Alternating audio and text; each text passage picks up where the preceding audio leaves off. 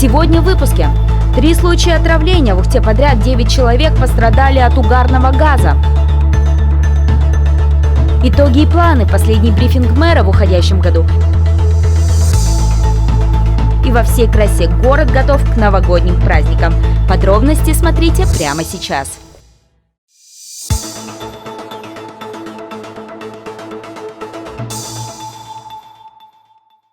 В производстве Ухтинского отдела Следственного комитета находится несколько материалов проверок по факту отравления угарным газом.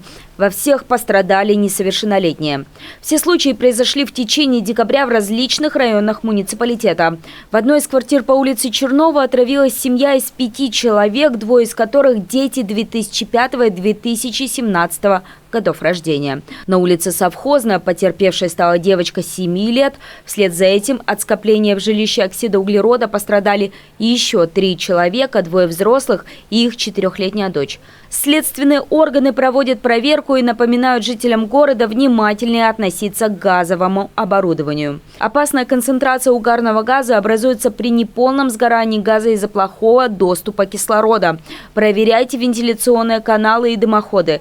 Не игнорируйте организованные проверки управляющих компаний. При каждом розжиге колонки и при использовании механической вытяжки над плитой нужно проверять наличие тяги. Просто поднесите лист бумаги к решетке, он должен притягиваться. Также необходимо проверять и колонку. Поднесите зажженную спичку к верхней части колонки. Пламя должно затягивать внутрь. Если этого не происходит, оборудованием пользоваться нельзя. Кроме того, не забывайте проветривать помещение. Из-за герметичности современных стеклопакетов блокируется приток воздуха. Это тот случай, когда открытая форточка может реально спасти жизнь.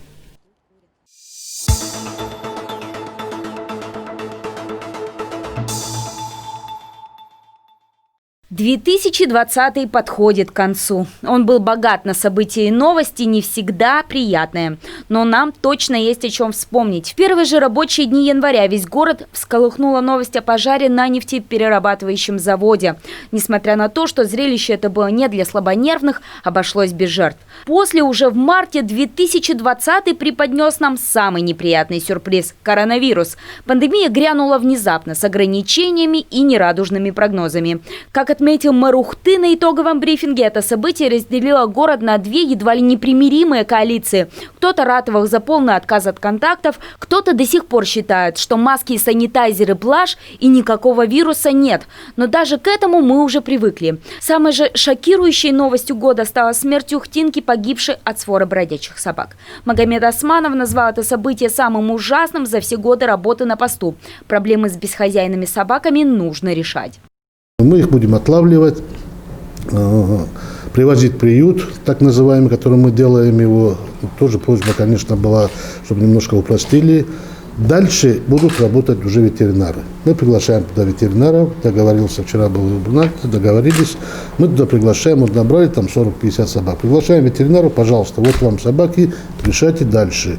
Если вы считаете, что их надо выпускать, значит, кастрируйте, стерилизуйте, выпускайте. Если не считаете, что она агрессивная и может там представлять опасность для людей, принимайте дальше решение, что с ними дальше делать.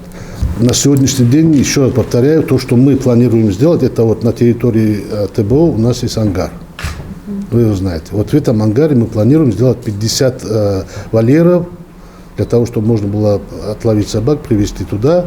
Отловили, привезли, ввезем туда ветеринарного врача, дальше решает он. Но если будет решаться вопрос о том, что этот приют должен быть не на 50, а на 150, на 200, на 300, понятно, конечно, что мы тогда попросим у региона деньги. И, естественно, он будет не в черте города. Также мэр рассказал, что, испытывая чувство вины за случившееся, муниципалитет готов компенсировать моральный и материальный ущерб родственникам погибшей, исполнив любое решение суда. На итоговом брифинге обсудили и вопросы работы коммунальных служб в морозы. Магомед Османов ответил, что, несмотря на аварийные ситуации, коммунальщики решают их быстро.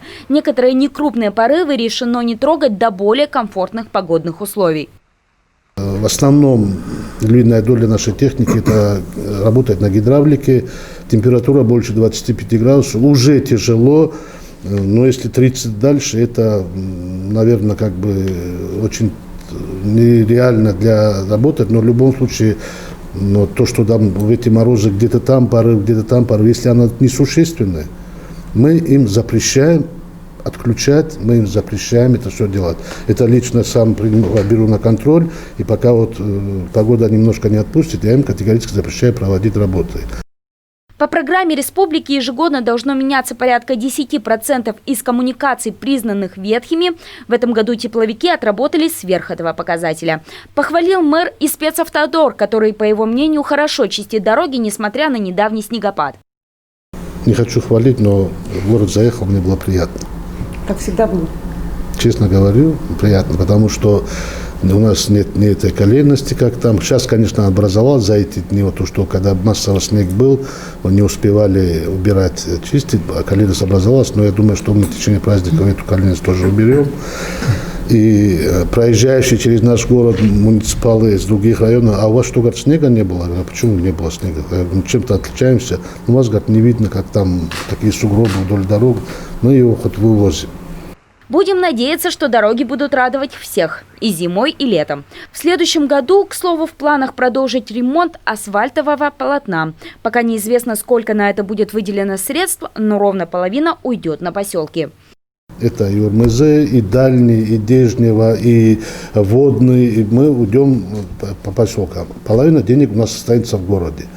Практически все дворовые проезды, в основном внимание у нас осталось из дорог в таком состоянии, которые нужно более-менее привести. Там не такое большое количество, как у нас было раньше. Да, вот, допустим, часто вот кольцо нам надо будет поделать, вероятно, что на плесень надо будет заходить. Там, вот, как мы будем это делать все.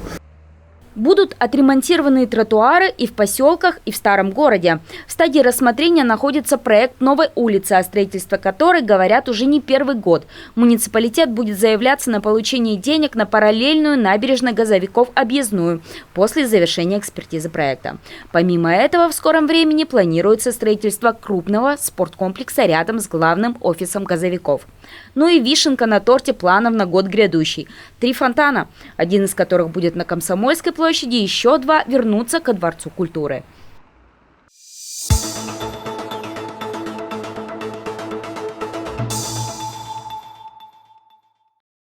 Предприятие «Боксит Тимана» компании «Русал» подвело итоги года и обозначило топ-5 событий, которыми можно по праву гордиться. Первым в списке общих достижений стала работа горняков. 17 марта этого года они добыли юбилейную 50-миллионную тонну руды с начала промышленного освоения Среднетиманского рудника. Символично, что это событие произошло накануне 20-летия компании «Русал». 26 августа стало еще одним значимым днем в календаре. В поселке Чиня-Ворек состоялось открытие социокультурного центра «Феникс». В рамках сотрудничества с правительством Коми строительство осуществили при поддержке компании «Русал».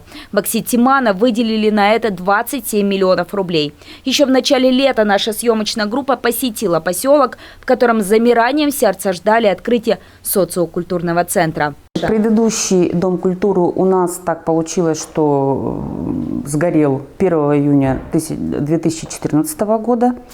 Был большой пожар в поселке. Этот, конечно, намного уютней, современней. Спустя 2 месяца после съемки в этот зал войдут гости. Вот он, готов к тому, чтобы юные дарования делились своим талантом со зрителями. Высокие стандарты социальной ответственности были заложены еще основателем компании «Русал» Олегом Дерипаска более 20 лет назад. Поэтому не только творческие начинания молодежи поддерживает предприятие. Несмотря ни на какие сложности, изменив формат сочного на дистанционное, «Боксит Тимана» 5-й раз организовывает алюминиевую азбуку. Конкурс научных проектов школьников и студентов на призы предприятия.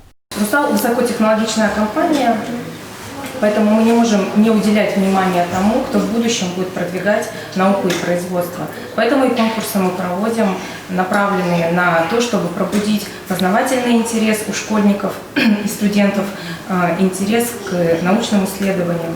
Все это возможно благодаря тому, что десятилетия назад здесь, в республике Коми, была поднята первая проба тиманской руды. И еще один юбилейный день в календаре 2020 года связан именно с этим. Боксита при геологоразведке 50 лет назад была добыта первая руда. За 50 лет разведали это месторождение, освоили это месторождение. Сейчас работаем на 2 месторождениях. Это Верхневорыкинское, Верхнещегорское месторождение, где мы добываем тот необходимое количество руды, которое потребность заводов на Урале нуждается.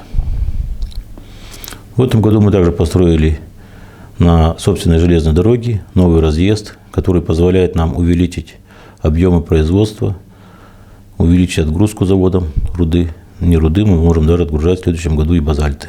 Такой сложный год, несмотря ни на что, Боксит Тимана держит высокую планку, сохраняет 100% рабочих мест и даже планирует увеличить состав работников, в среднем создав еще 100 мест.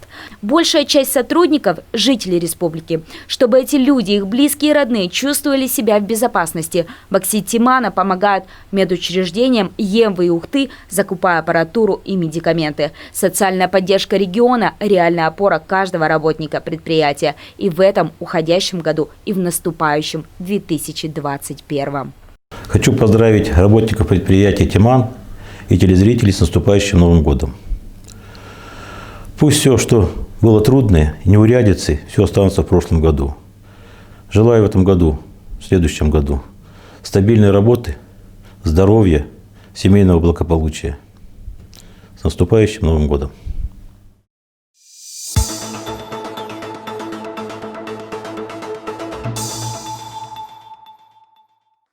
Ухта встречает новый 21-й во всей красе. Каждый раз в конце декабря город преображается, сияя яркими гирляндами и радуя детвору ледовыми и снежными городками. В старом городе на Первомайской появились яркие символы года, а также Дед Мороз и Снегурочка. Эту площадь в преддверии праздников украшает нефтеперерабатывающий завод. Но в этот раз создатели несколько отошли от канона, к снежным фигурам добавили и ледяные. Видимо, из-за того, что при подготовке снега еще было недостаточно. Но самый большой игровой новогодний комплекс разместился, как обычно, на Комсомольской, у центральной елки. В этом году он занял весь периметр площади. Строительство этого городка обеспечили Ухте так же, как и обычно, крупные предприятия. Когда мы сейчас с вами стоим на Комсомольской площади, это уже традиционно у нас ежегодно нас радует 2 предприятия, градообразующие, которые у нас присутствуют в городе, это и Ухта-Трансгаз и Транснефть Север, вот таким вот подарком к Новому году. И, наверное, я могу уверенностью сказать, что такого городка, как у нас здесь на Комсомольской площади, нет ни в одном городе республики. Это однозначно. Могу поспорить с любым руководителем муниципалитета, что у нас самое лучшее. Над созданием трудилось порядка 12 человек. Для такой вот красоты задействовали 2 крана, 2 самосвала.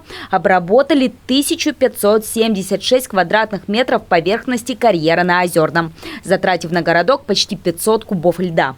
Все на радость местных жителей и гостей города. У нас подрядчик из года в год один и тот же. Задействовано было дополнительно и техника «Газпромтранс Ухта». В помощь им это краны, это перевозка льда. В этом году мы сделали основной упор на безопасность горок. То есть сделали более их пологими, но с большой зоной выката. Также в этом году праздничным украшением обзавелась и еще одна площадь у обновленного детского парка. На Октябрьской установили светящиеся деревья и огромный елочный шар. Инициатором украшения еще одной площади стала администрация города. Как отметил градоначальник на одном из своих брифингов, площадью детского парка украсили на остатки средств программы по благоустройству городской среды. В следующем году планируется обновление новогодней иллюминации.